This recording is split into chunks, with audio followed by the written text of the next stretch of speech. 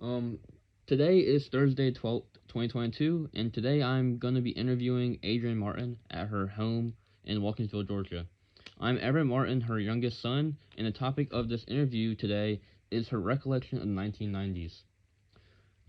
The first question I would ask is, what is your name and how old were you in the 1990s, and where were you living? My name was, at that time, was Adrienne Pancorbo. Um, my dad was a professor at the University of Georgia in Athens, and we lived in Athens, in Kingswood actually, which is off Timothy Road. We go by the house um, every now and then to kind of go back in time and look at it. But I was in 1990. Was actually my senior year in high school, and I went to Clark Central High School in Athens. Okay. What were you doing during the years 1990s to 2000s? You said you were a student before, um, so that was your main job, basically being a student. Well, my dad was a scientist, and when I graduated high school in 1990, um, that October, I think it was October of 1991 actually, um, I started working at the Complex Carbohydrate Research Center. I'm kind of I was a lab rat, and I started working there. And I've we've moved a few times, and we've left Athens or left the Watkinsville area, but I've always returned back to that job at the Complex Carbohydrate Research Center, and I'm actually still currently working there. But I can't remember what the other questions were. Um. Okay. So the next question was, what was something what was something special about your experience in UGA during the 1990s? Okay. Well, let me go back to the other question. Okay. During the 90s, actually, was a pretty big span for me. I graduated high school. I met my you know, then boyfriend, my husband, father of my children, and got married during that time. Um, we ended up moving out of um, out of Watkinsville, and we moved down to Tifton, Georgia, and we lived for a really short period of time. And then we came back to Athens, and at the end of 1999, we actually had our first child, Emery Martin. But now back to your other question. Sorry. Okay. Can you So just repeat it? yeah, I'll repeat it. What was something special about UGA during your experience there? Well, I would say probably one of the biggest changes that happened. I would maybe I could be completely wrong, but I would say maybe like 1992, 93, somewhere around that time.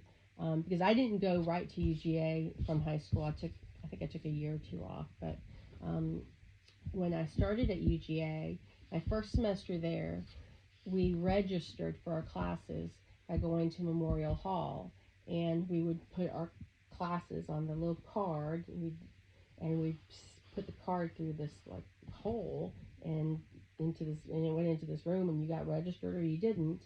But during that time, say like 93 to 95, that's when UGA went to their, I guess, the precursor to what they have now, as far as registration and your whole. I mean, everything's under one banner, from your financial aid, your grades, your registration, and everything. But they went to something called, at that time it was called OASIS.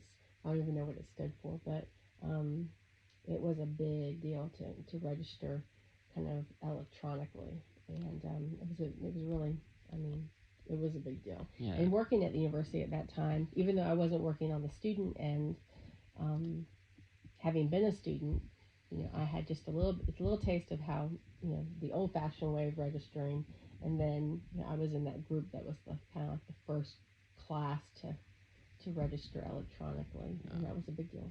Test subjects. Yeah. Um, that's a big change. So what images or pictures come to mind when you hear the 1990s? Well, I mean, I really like music, and so of course my mind is just drawn to just different bands I like, and different things actually Athens is known for. The music scene here, and then fashion or fads or whatever regarding clothing. That leads into the next question. Yeah, it does. Yes. I think. But then also, the political things that were going on in the 90s. It was really kind of a turbulent, I wouldn't say turbulent, but, it was a time full of a lot of changes. How's that? Yeah. And, so it was a very interesting time, actually, to kind of be becoming an adult and, kind of going from, somebody who just graduated high school to somebody who's had a child within a 10-year span.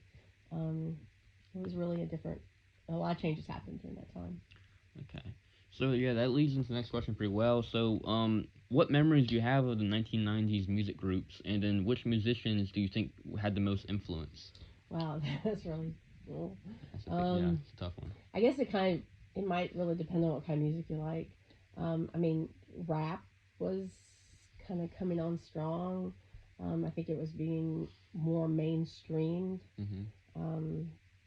Bands like Salt and Peppa and Run DMC and those kind of bands that had been maybe in the underground of New York or Chicago or LA were really kind of hitting Georgia and these kind of places like kind of more rural areas and in the South. But REM being in Athens was it was a huge decade for them.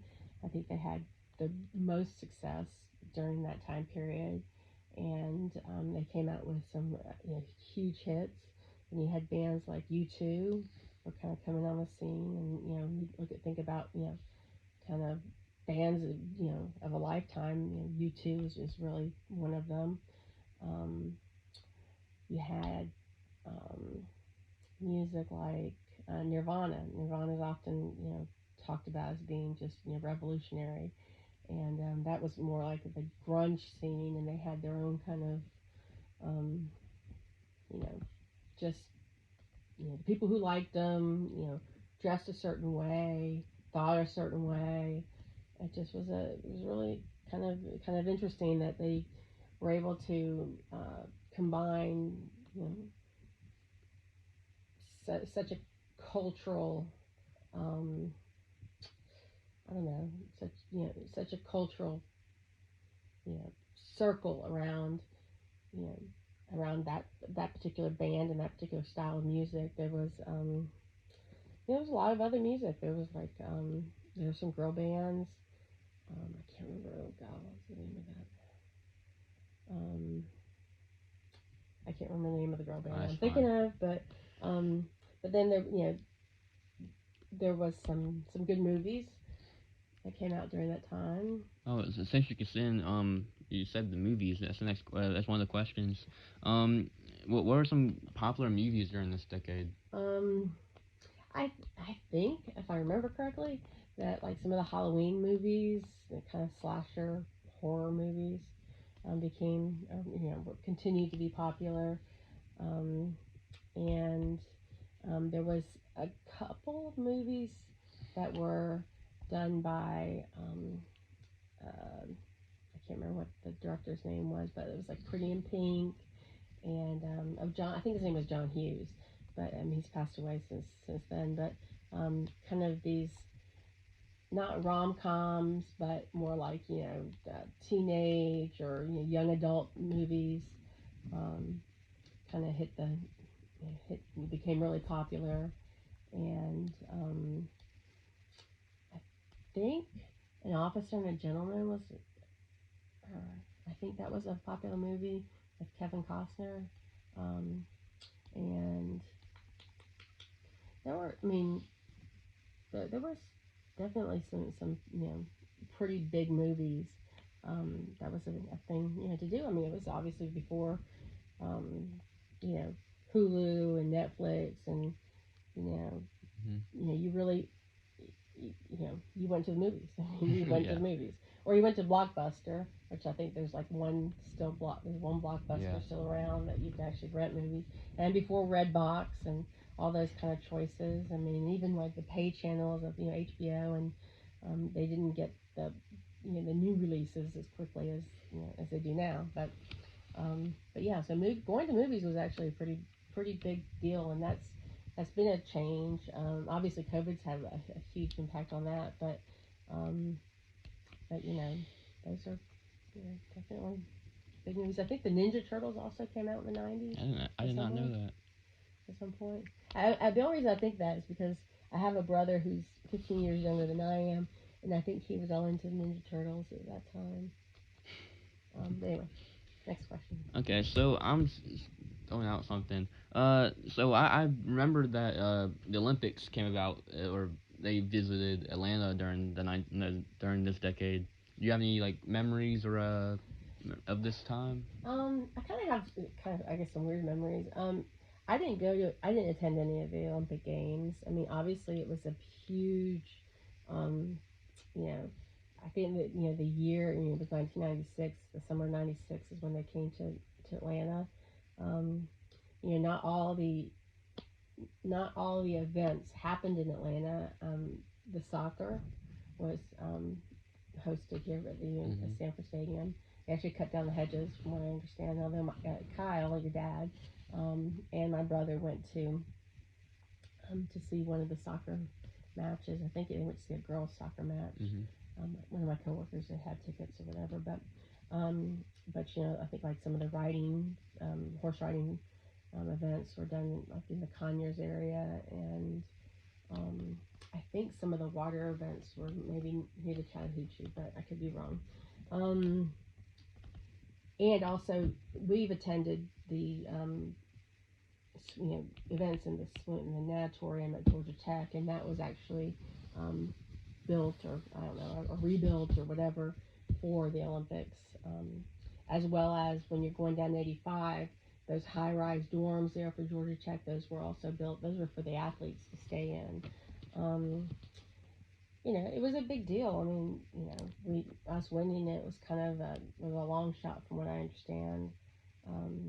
Because usually they go to bigger cities like LA, and Georgia and Atlanta is kind of not really I mean, at that time was just kind of coming on the scene, as far as becoming an international city of sorts.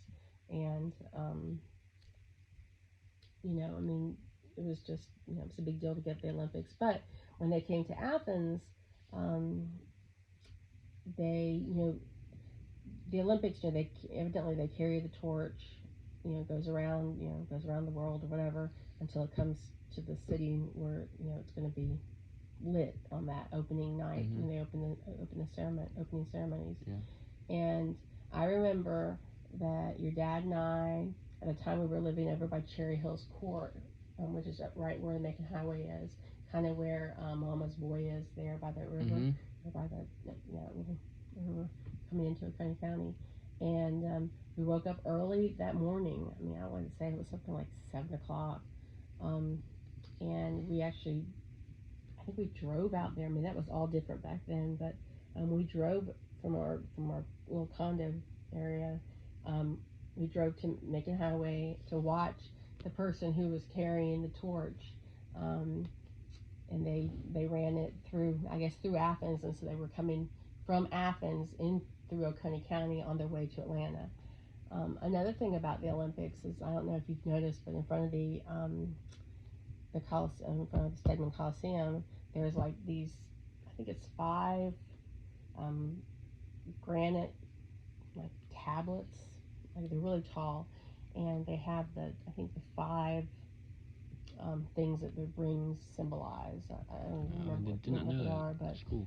But you should look at it next time. I'll point them out next time we're out there. But it's on the side of the Coliseum. But they've been there ever since, and they're beautiful. But so yeah, it was pretty neat having it here. There was at Walmart.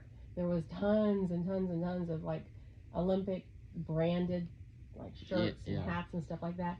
And we still have it. And your brother Elliot has, who's raided your dad's closet. Has gotten some of his, we got some jackets and some things here and there. But there's a lot of people who worked at the university, worked kind of like they do for home football games. Worked the events there at the Sanford Stadium when the soccer teams would play. That was Well, my you experience. mentioned buying like merchandise from Walmart and also the culture of the grunge and stuff. So what type of clothes was popular during this? People, what did people wear? I mean, I don't really remember kind of wearing anything different than kind of normal. I mean, but then I've always been kind of a normal dresser. But I mean, the grunge was definitely. I mean, you wore, and I mean, you could probably see it. It's kind of coming back a little bit Mm-hmm. now. I mean, Yeah. as everything does. But I mean, it was a ripped up jeans, the kind of the boyfriend jeans that girls are wearing now, and sandals, and they would wear. Um, Lots of flannel. Flannel was like kind of like the big. You know, if you were grunge, you wore flannel.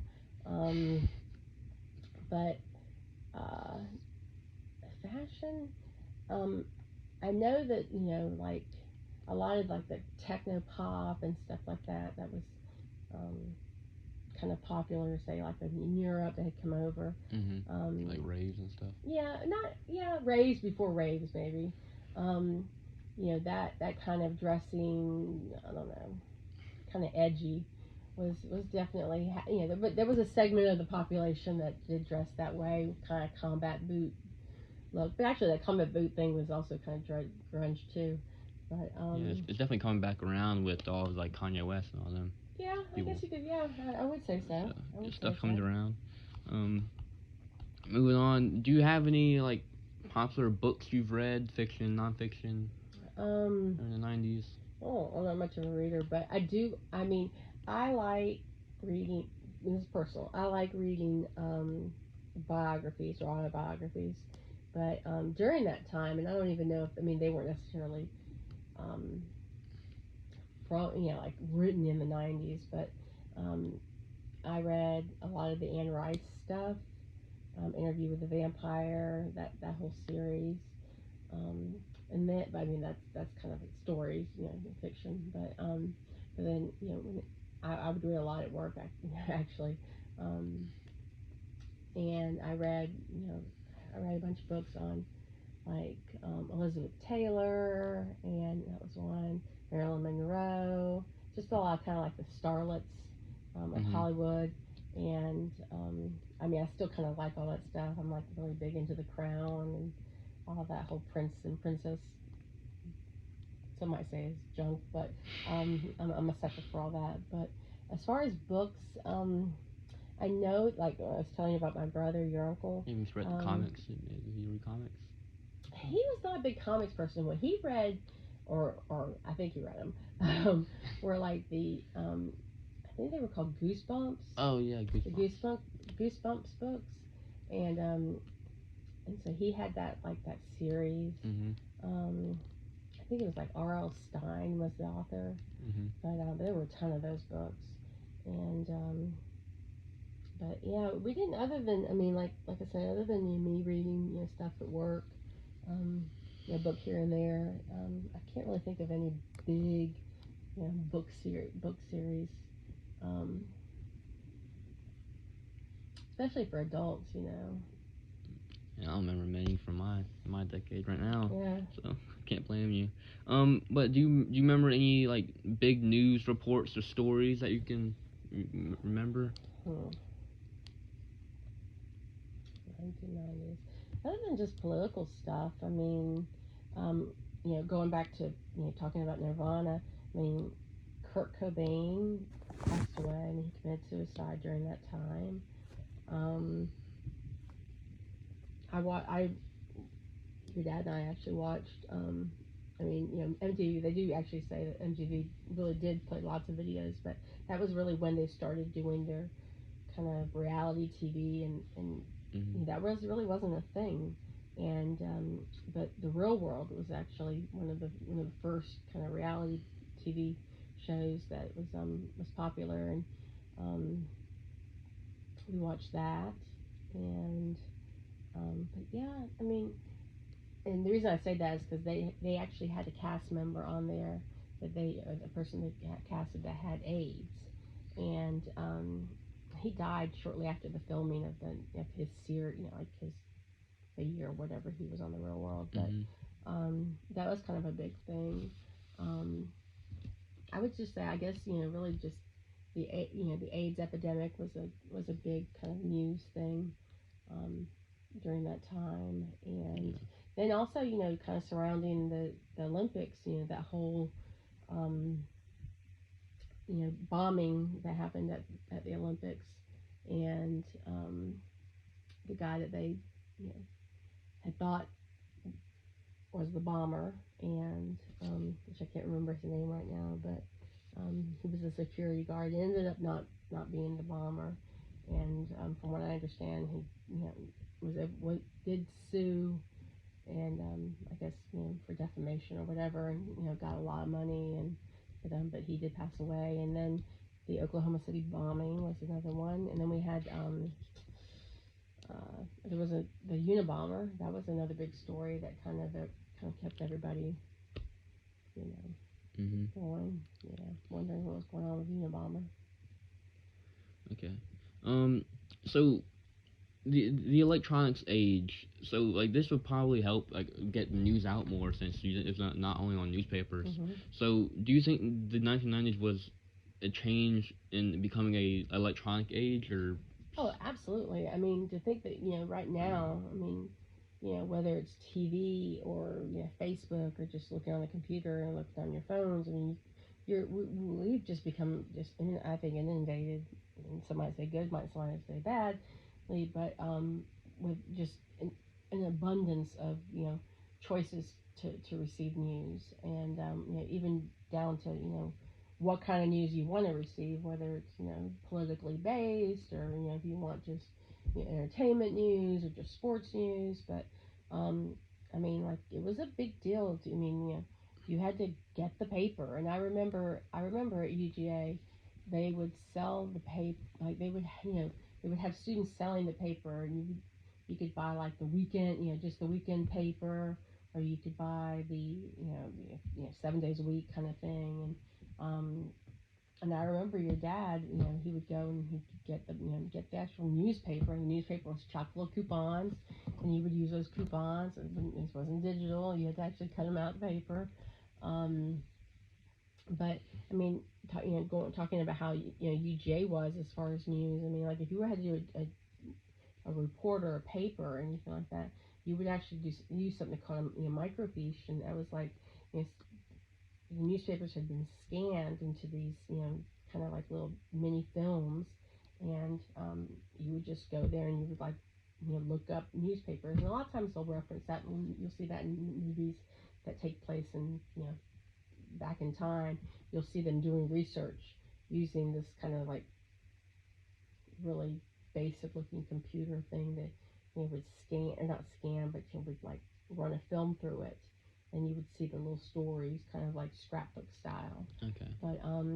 But yeah, no, you would news. You either got it just your basic news. I mean, CNN had come along, but I mean, you didn't have CNN unless you had like expanded basic cable. I mean, but you had newspaper, and I mean, there were some free newspapers, I guess, but independent newspapers, kind of like the Flagpole here in Athens, that just did local stuff. But then you had the Athens Banner Herald, or I think it was just Athens Banner at that time. But then you had magazines, and USA Today was actually kind of I think it would be considered kind of a national newspaper, and it came out, I think, once a week, and it was just like a roundup of a little bit of everything. Mm-hmm. And it's moved to an online format, but like most things have. But yeah, getting news was really a lot different. Mm-hmm. So like it's basically the beginning of the electronic age. I would think, especially with the phones and I would stuff think too. so. I mean, it was different because the way it was delivered and the way it was received. It was different than it had ever been. The ease. I mean, now people complain. I mean, I know I complain about paywalls, and how you get five articles, or to look at, and I mean, it's just it really is. It's a lot different.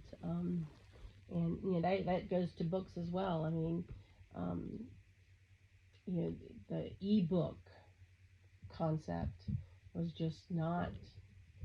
I don't think until like really like the Kindle and those kind of Yeah, the things Kindle. where you kind of not encouraged, but able to take a book with you and just not have it be a like.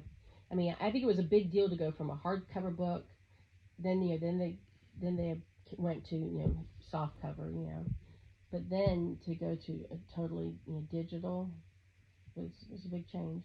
Mm-hmm. Um, you said like ebooks and then a change to change to electronics. So like what was the impact of video games and what were some popular ones? Well, I'm not I'm not a gamer. Oh. I mean, well, I take that back. I did have I had a Game Boy, and I love Tetris. That's my one video game that I like. But your dad has always liked video games, and um, he's had most of the new systems, kind of when they came out. But um, he was always big into playing like the sports games. So Madden. Mm-hmm. He had like every year Madden. He would put out a new football game. Would have the new players or whatever.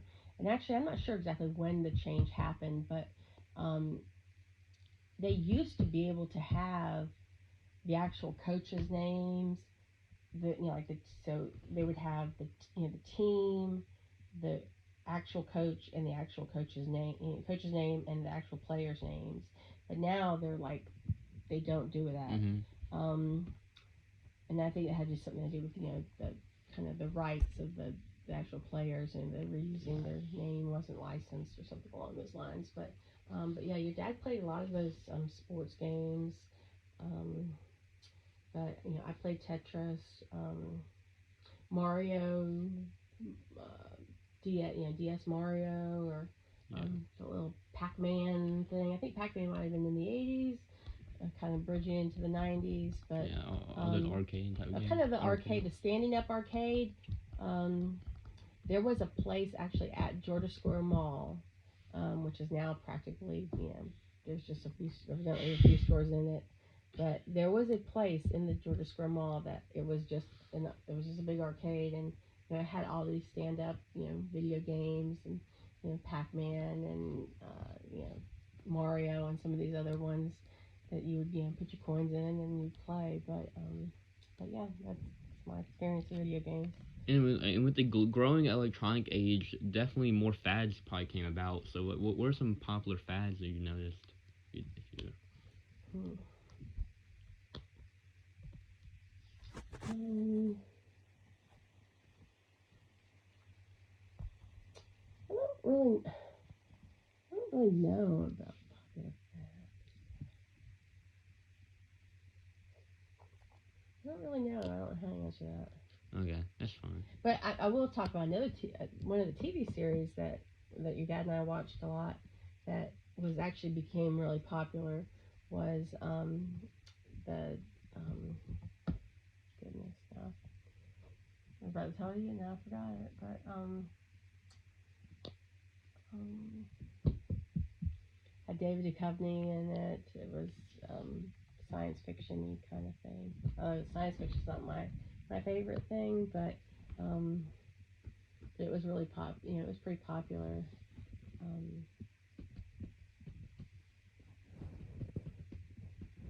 Let me see if I can look it up. Oh yeah, he played X Files. Duh, X Files. That was actually Yeah. very popular, and that series went on for a long time, Mm-hmm. and it was pretty good. It was pretty good, um, but as far as fads, I can't really think of any any big fads too much. They may come to me, but Yeah, I don't remember any of ours because like they just come about and they're like really short. So it's yeah, like short lived. Yeah, I mean you either catch them or you don't, I guess. yeah, and they're not usually not you don't remember them much. Remember them, yes. Um. So so it, how did the internet and email change like how we did stuff? Oh my goodness. That's a hard question. That's a really hard question. It's really loaded. So I'll break it up. So how did it change up in how we communicated? Well, I mean, you know, to communicate, you had to actually pick up the phone and actually call somebody and, you know, talk to them and get a busy tone. Or if they were really fancy, they may have call waiting and they could kind of hit the little, you know, hang up button and it would flip over to the next line. Um, Having email and you know, cell phones like we do now, I mean, everything is just so instant. I mean, or even texting. I mean, I remember, like, I mean, I think Dad and I were kind of late texters, and I remember I don't know if it was somebody at one of the stores or something like that. Says, once you start texting, you'll love it. And we were like, oh, okay, whatever you say. Um, but he was right. And I mean, it's just the the ability to just, you know, contact and send a message and, you know, even just give a thumbs up or thumbs down or what, you know, just acknowledge some, you know, communication instantly practically was just not there. I mean, you know, you had to be much more deliberate. You had to, you know, write somebody a card. You sent, you know, put a stamp on it, get it to the mailbox. You had to you know, go to the store and buy the card. You had to write, you know, write the letter. You had to, you know, like I talked about getting news. I mean, you had to actually get a newspaper to get news. Um, you had to make a phone call. You know, dealing with, you know, with, say, you know, when we moved, you know, you moved into an apartment or you bought a house. Everything was, you know, uh, you had to call the phone company, you had to call the power company, you had to call the, you know, gas company. Now you can do all that stuff online. Mm-hmm. I mean, shopping. Yeah, that's the next part. I was gonna ask you about how internet has changed shopping. Oh my goodness. I mean, for me, I mean, I love the internet to shop, but um, I mean, we have Amazon Prime, so, you know, sometimes we have to wait more than 2 days, and I mean, you'd think that that was like before, you know, we had catalogs, like a Little Bean had a catalog, and you know, Kmart and J.C. Penney's, they had all, you know, these big catalogs, and you would Sears, you could buy, you know, products from, you know, that they were selling there, and they would come in, you know, 6-8 weeks. I mean, you know, now, you know, it's 2 days, you know, 3 days. It's you know, not a big deal, and actually even since Amazon, I think Amazon Prime and that, you know, um, their model of doing quick shipping and it not costing a lot has really forced other companies to offer free shipping, quick shipping um, at kind of a break-even price. Before, you know, like if we were to order something, say off of LL Bean, I mean, you would wait, you know, however long, you know, maybe it might be 2 weeks for your item, but I mean, you would pay a pretty hefty price to have that thing shipped. And so when something like Amazon Prime came out and it was what, $99, and it was, you know, everything for a whole year, you could buy everything you needed, and you get a 2 to 3 day delivery. I mean, that was just unheard of. I mean, you could literally buy something off, buy an order off LL Bean, say some boots, and if you wanted it in 2 weeks, it might be $20 shipping. So you think, you know, I just spent $99 here, I'm going to get free shipping for the whole year. It's pretty awesome. And then, yeah, so many places now offer free shipping, and so it really makes online shopping much easier. Online shopping, I mean, as far as the concept of putting in your order, say for groceries, was really, to me, I was just like, oh, I just don't like this. I like going to the store. I like picking out my own stuff. I mean, all that changed, I think, when COVID happened. But I think before COVID, there were a couple of companies in certain markets. I know up where Grandma lives in Boston, there was one, and I think it was called like Peapod or something like that, and it was a shopping based thing where you would put your order in. You know, like you kind of look at the stuff online, and, you know, pick what size, you know, milk you wanted or what size type cereal you wanted, um, and those really, I don't know that they really ever got off the ground were it not for just developments in online shopping and um, stuff like COVID, and just that everybody really kind of opened their eyes and said, hey, this online shopping for groceries and more basic products is a pretty nifty thing. And then to have them bring it out to your car, I mean, and me not have to go to Walmart, my goodness, I mean, it's just luxurious. Mm-hmm. And now that you can do it at Lowe's, you can do it at Sam's. I mean, you can do it at Staples or the cat food place, PetSmart or whatever. I mean, it's pretty awesome. You can do it pretty much for anything. Probably pretty spoiled, really. Yeah. And so, with the growing expansion of like shopping and trading being easier, the emerging of a global economy, like what are some memories or impressions you had of that? Like the ability to get games and movies from Japan and stuff. Well, I mean, just the world being connected. I mean, a site like DHgate, which sells stuff, that's from China. I mean, in the 1990s, my goodness, I mean, there just wasn't anything like that, even though that stuff was coming from there. I mean, it wasn't in the, I mean, at least here in Athens, Georgia, it just wasn't in our realm. I mean, the places that if you were going to shop kind of online, and this is another thing about shopping online, or online, or just shopping, not actually physically going to a store. I mean, you actually called up, and you spoke to the person at LL Bean call center, and you placed your order. I want item, J3657, size 7.5, gray in color or whatever. But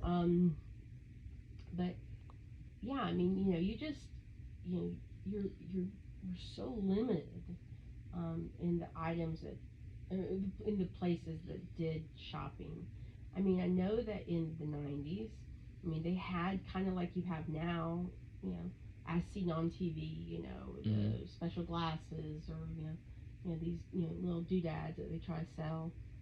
Those were available, and here again, they took forever to get there, and they were usually expensive, and had shipping and handling and all that kind of stuff attached to them. But the ability for me as a person to go on to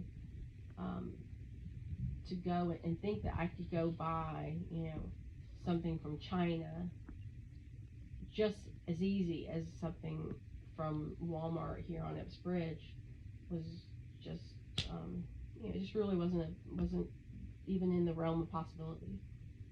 So yeah, it's definitely more global, and globally accessible. I mean, if you do a search now for I don't know, watches or whatever, I mean, you might end up with lots of places in the United States selling a particular watch, and there might be some European places selling that same watch, and you have the opportunity to purchase from a foreign country should you want to. Okay, so then the next question I would like to ask you is it's a little bit different. Like, what are some social movements and like political controversies that like you remember during this decade? Well, I mean, I think a lot of the social just unrest or just social controversies had to do really whether you were conservative or liberal or kind of where along that spectrum you fell, and that impacted who you liked for president, who what kind of rights you wanted everybody to have, or so I mean the AIDS crisis and just homosexuality being out there and open and just no different than a man and a woman getting married and having a family. That was definitely a big deal, and I think shows like Ellen, which was like 30-minute little, maybe been an hour, but I think it was 30 minutes, little sitcom. Um, she played. She has talk or had a talk show or has a talk show now, but she was a comedian, and then she got this show kind of based a little bit on her life, um, and it always kind of like hinted around at the fact that she was, you know, you forever single, but she actually came out on that show, and that was a big deal. That was some people really didn't like it, and some people didn't have a problem with it. There was another show, TV show, that was called Murphy's Law, I think, and she was the main character, which was played by Candice Bergen. She was a news reporter.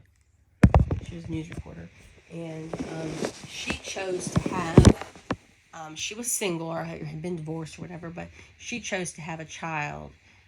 Out, just she was like, I'm not getting any younger, and I want to be a parent, and so her choice to have a child without a partner was a big deal, and actually that was something that was even the politicians kind of chimed in on and got into the mix on it, and talked about it, and so those kind of things. So I guess maybe TV was kind of progressive, and that they pushed the boundaries a little bit with some of their content. But the Monica Lewinsky issue was was a kind of a big to do, and then like I said, I mean most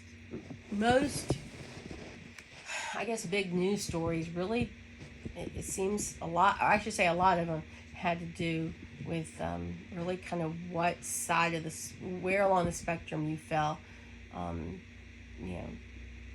with your beliefs. So now in the foreign policy, not like domestic stuff, do you remember anything about the involvement in Iraq, Persian Gulf, all those things? I mean, I remember the night that I guess either that war started. I mean, we watched it on CNN, and I think there were 3 CNN reporters that were reporting from the war site, and I don't think they're there. Maybe some of them have passed away or whatever, but it was a big deal, and because I was born in 1972, and I didn't really have knowledge of a war, and so for people my age and say people younger, definitely didn't have any idea of war other than maybe a family member, a cousin, or uncle, or that kind of thing who served in Vietnam, but it was a big deal. I mean, it was definitely covered, and that was another thing that, was different than previous, wars or, political entanglements that, that news was accessible through television, kind of as almost an instantaneous, you just knew what was going on, versus you're reading about it, as in a past tense kind of thing. So the next foreign policy thing is embedded in that question is, do you have memories about Berlin Wall and then the Cold War ending in the Clinton era? I really don't remember that much of the Berlin Wall. I mean, I remember seeing the pictures and the people climbing over the wall, but as far as what it all meant and what all was behind it, I didn't have an understanding, or I wasn't interested in it, whatever, no. Yeah. The Clinton thing was a little bit different story, mainly because it was just, it was here, it was kind of salacious, and it was, obviously it was a first, and here again, the news just really kind of blew it, made it like it was like Clinton antics all the time, 24/7, and so yeah, so the Clinton thing was a big deal, and it was definitely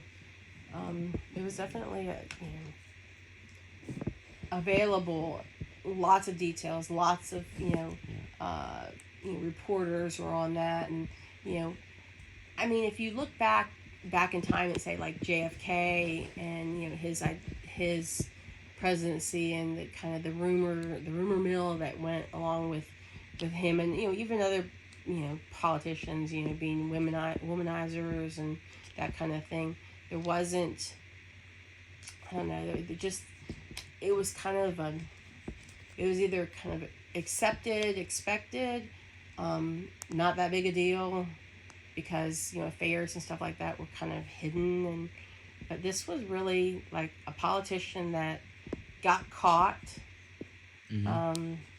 had to confess what he had done, and was somewhat held accountable for his actions, and kind of penalized a little bit for his actions. It was kind of a new thing. I mean, They went through impeachment and trials in the Senate about Monica Lewinsky. So you were aware of this, and like it was a big deal. It was in the news and with the mass media. So, do you have any big memories about Bill Clinton or George H.W. Bush? Well, I mean, we're Democrats, so obviously we, I mean, we love Clinton, and we didn't. I mean, what he did was wrong. He shouldn't have lied to his wife. He shouldn't have had an affair, and all those. He shouldn't have crossed those boundaries and everything like that. But I think personally, we were a little bit accepting of that. It's more like this is real life. This stuff happens. But when it came to President Bush, us being Democrats, I mean, we saw kind of and felt all the bad things about Bush. That he really wasn't qualified to be president. He didn't necessarily do a good job. He got us into a war that we probably had no business getting into, or we got into for the wrong reasons, or for maybe not necessarily 100% valid reasons. The Dixie Chicks is a band, a country music band. I think it's 3 girls, but they did a song that was kind of against Bush, and they really faced a big backlash as a result of kind of they didn't ridicule him, but they just, I don't know, they weren't very supportive of him, let's put it that way. But here again, I mean, I think it was just kind of based on where you fell on the spectrum, as far as if you liked him, and then you thought that Bush was great, and 8 years of Bush was great. But now looking back, having had Trump, and seeing that Bush actually probably wasn't that bad of a guy, and I think he's mellowed a lot, and I think the pendulum has swung so much to the right with Trump that those that are like me and your dad, we say, my God, Bush really wasn't that bad. But we still really we liked Clinton. Okay, so this is just like kind of like big things, kind of like these are all kind of some of them are terrorist attacks, and some are just like big happenings in the news. So I'll list them off. And it's like, it just says, do you remember the Oklahoma City bombing? I do. Okay. I was home that morning that it happened, and here again, that was another example of just the media. They it was really just, it happened when the change of constant news had already occurred. So I mean, so from the minute that the bombing happened, I mean, you were getting the biographies of the people who had passed away. They had the identity, or the suspect,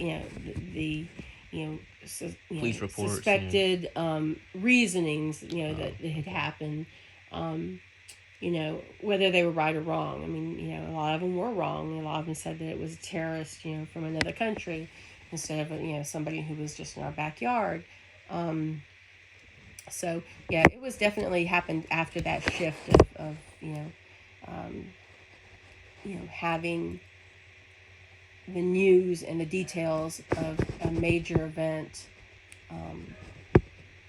available, and being just given to you at any time of the day. You turn it on CNN, you could see it replayed, from the beginning when it happened to when they got the guy to the aftermath to the how even now. I mean, I think they've done stuff that the 20-year or 10-year anniversary and that kind of thing. So another bombing was the World Trade Center bombing of 1993. Do you remember that? Did that happen in 1993? That didn't happen. That happened in 2003. The World Trade Center? Yeah. Well, I don't know. Well, let's move on then. I think because Emery was already born, but actually, I think it was her. You remember thinking of, I don't know, World Trade Center bombing?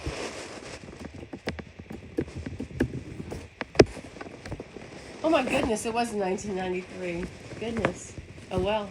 I guess I was way wrong. I do remember it though. Yes. Your dad was in school, and yeah, I remember that. That was crazy.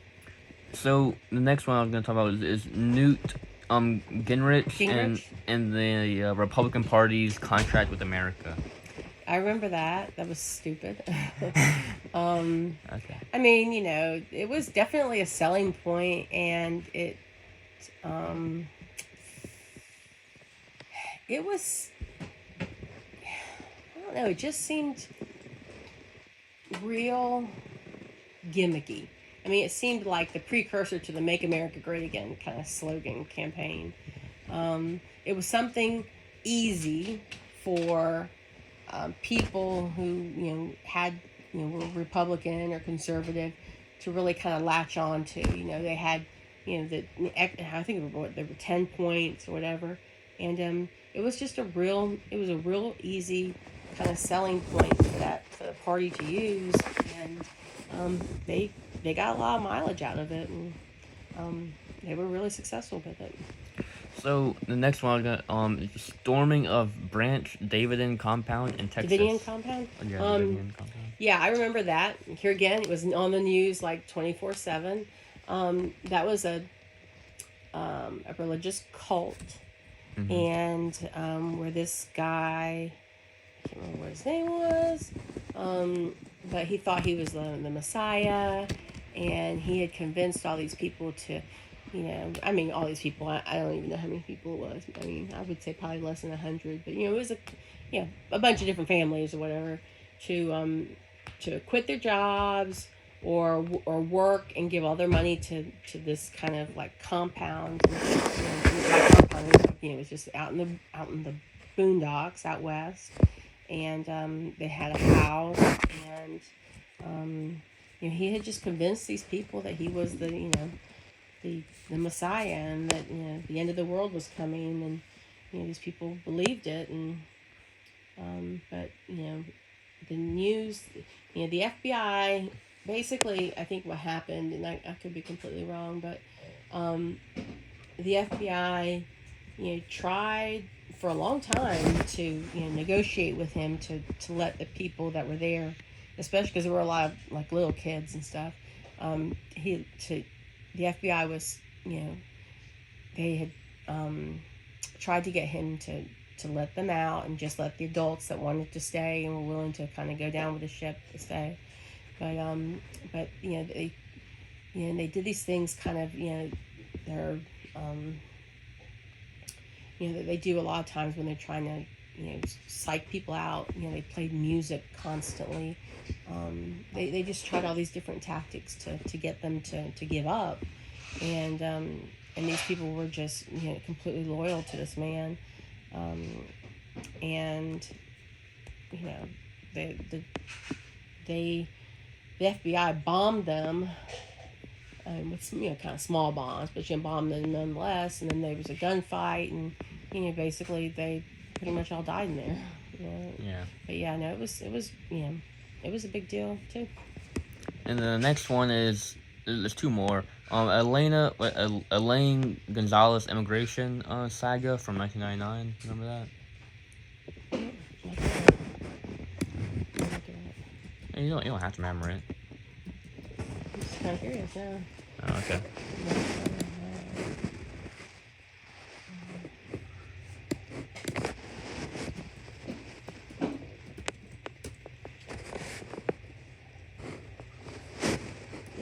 Oh, Elian Gonzalez. Oh, Okay. No, I'm Cuban. Of course I remember Elian Gonzalez. Elian Gonzalez. Okay. He came over to the United States. He's from Cuba, which is where our family is from. I didn't know the name. It Yeah. does not look like Elian. Elian is Elian, but they had come over on a boat, and I guess they had come over with several people had come over on these different boats. And I mean, from Cuba to the United States, it's not a very long boat ride, whatever. Yeah. But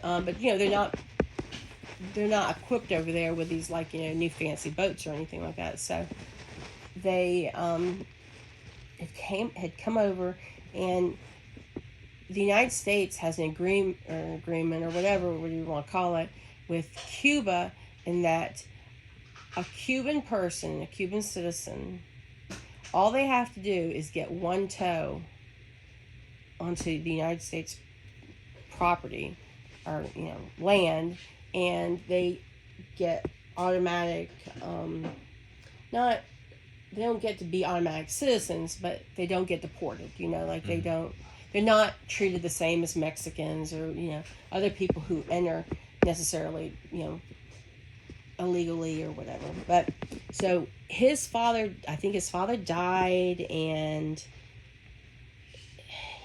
he came out. The boat came, and he got off the boat, and he had family in Miami, and they took him in, and so Cuba wanted him back because he was a real big statement for them. Maybe it was he had come over with his mother. I think his mother was the one he'd come over with, but his father wanted him back over in Cuba. Okay. And so that's what that's about. Okay. And then the last one is the Million Man March. Mm-hmm. Remember that? I remember the Million Man March. I think the black pastor has a show. Dad, you know what that guy's name is? Jesse Jackson. I think it was after, maybe it might have been after the second Bush presidency.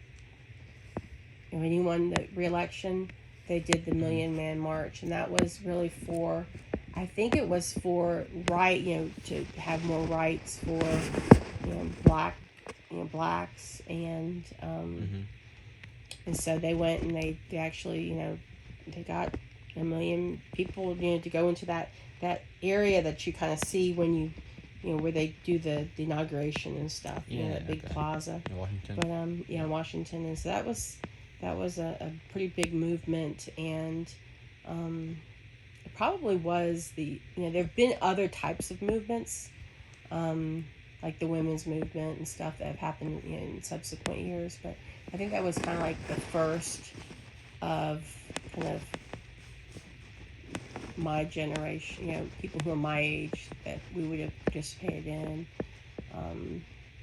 But as far as the back to the Elian Gonzalez, he did go back to Cuba. The U.S. raided the house that he was staying in, and they got him in the middle of the night. They went and got him, and then here again, it was on CNN.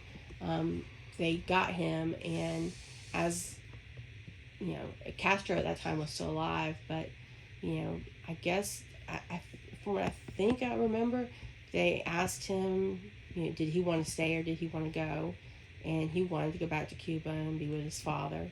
And I mean, he's grown now. I mean, he's I don't know how old he is, but I don't know, probably 30 years old. And but he was little then. He ended up going back to Cuba, and in Cuba he really became kind of a celebrity, and where people didn't have.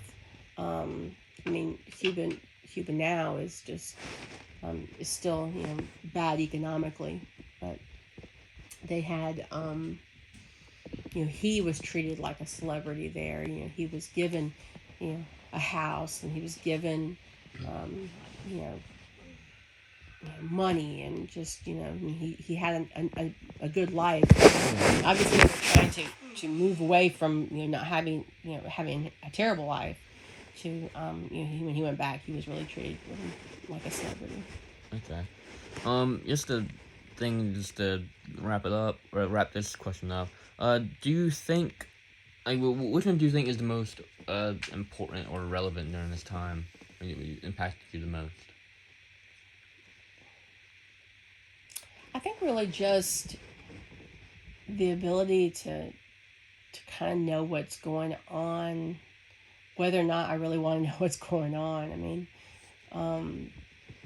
like I talked before about how, you watch TV, you had to watch little series here and there, and you had to watch the news if you wanted to watch the news. But now, I mean, you pretty much almost can't get away from the news, and I don't know if that's a good thing or a bad thing. I mean, you could definitely tailor kind of what you do receive.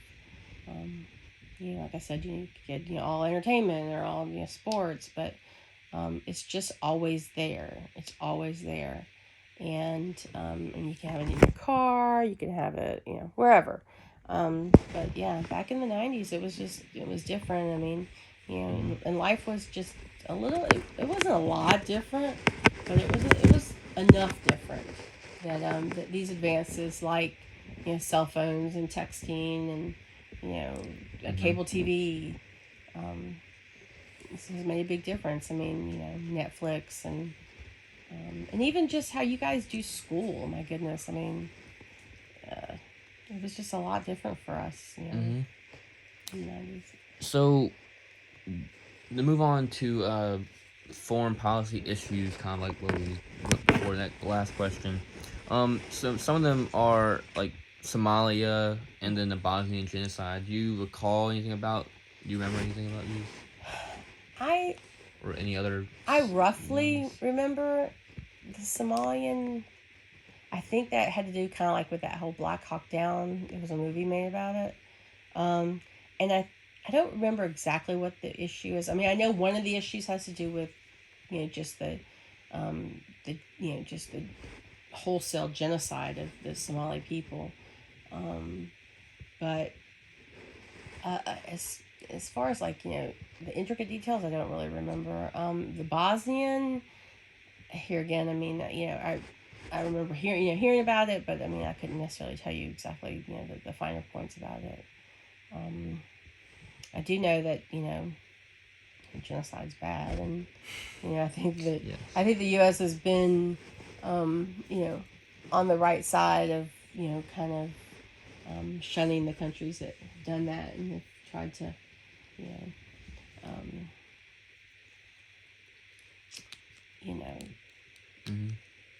show that they're against any country that does commit genocide.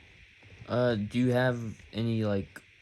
Do you have like another foreign policy issue that you want to talk about, or is that that all? You don't recall anything?